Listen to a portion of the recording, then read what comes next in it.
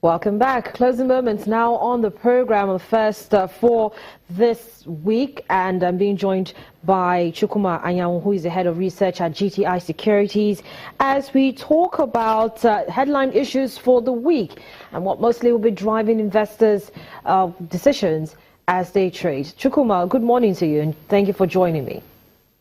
Morning, Harriet. It's great to be here. So today, of course, one of the top stories is the Vice President's tour of some states in the Niger Delta, starting with Delta State. He'll be engaging with stakeholders in these communities and talking about the issues that have come up over the years and some of the points raised by them at the meeting last year with the president. But give us a sense of some of those oil and gas stocks we track, for instance, starting with the majors in the upstream. Seplat, Owando, how are they looking this morning? I think the market is a bit still trying to get its bearing. It's marginally up 0.12%.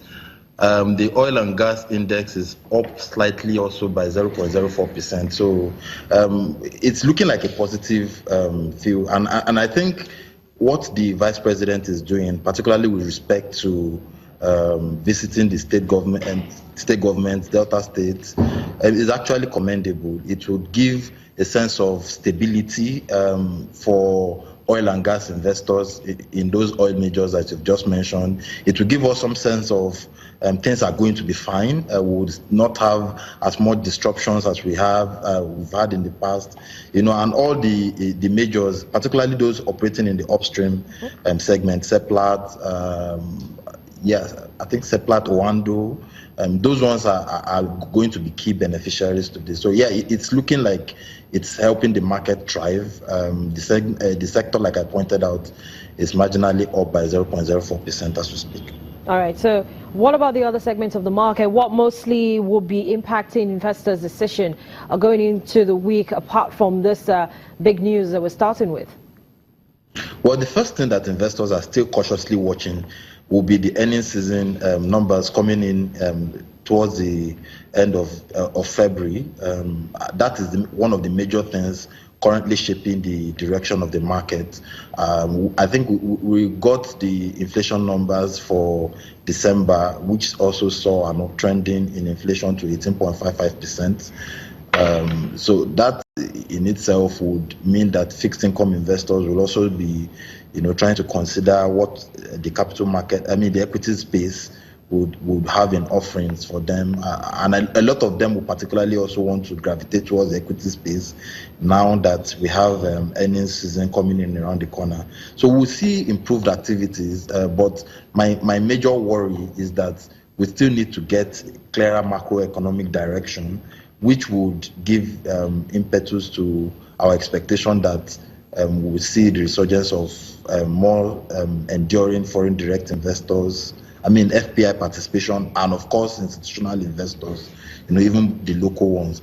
That one would give us the sense of stability for the market. What we have currently is a larger play on retail, and retail is not very sustainable. So as much as we think that would get positive vibes around the market because of the earnings season and of course because of the renewed interest from fixed income investors, we think that we still need to do more, get more direction from macroeconomic standpoint, which will in fact affect a more enduring rally for the market. Well, Chukwuma, so just have about 30 seconds or less to finish this conversation. What are the cherry picks from GTI Securities for this week?